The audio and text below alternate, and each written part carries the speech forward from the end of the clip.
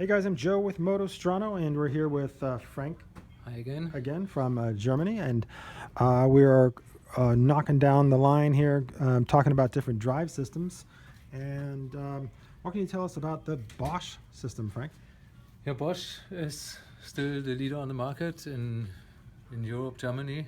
What market share you think would you be your guess of bikes that you see going around the trails and stuff in Germany?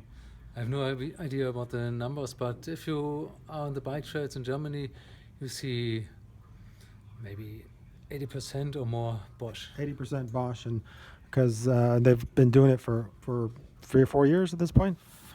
More than 5 years. More than 5 years. So they got it really well. And they're on the third iteration of a motor. Is that correct? Yeah, this is the second generation and a kind of facelift and different software for the, let's call it third generation. Third generation, meaning the CX. Right. So we have this is a Felt 9E with a performance line motor, and then next to that we have a Bulls full suspension bike here with the CX motor.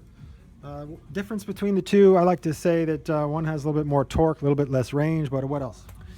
Yeah, there's not really a big difference. It's mainly the housing is a bit different. So here you have the cover on the old one, and it's CX. You see directly the motor here, and with the CX they changed the software a little bit. It has a little bit more torque, but with the last software update, the performance line also got a little more torque. So it's almost the same from driving the behavior. So neither motor is better than the other. It's just a different tuning, basically. It's The weight is the same. maybe a little bit improvement in the internal gears, maybe. Okay.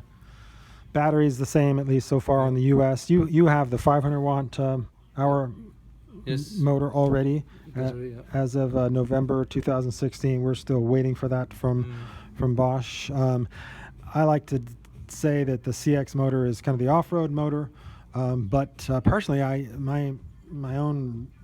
prefer the performance motor because I get a little less wheel slip.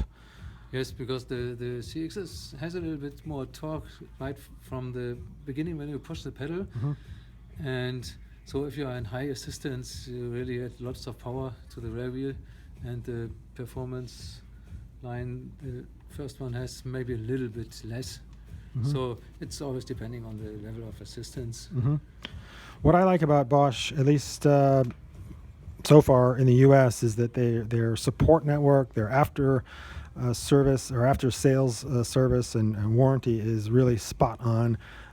As a certified Bosch store, our service people, they know how to work on these. They've been trained multiple times now. They have access to the complete parts catalog where we can order spare parts, and at Motostrano we actually stock those things. So a lot of times you're not waiting for anything.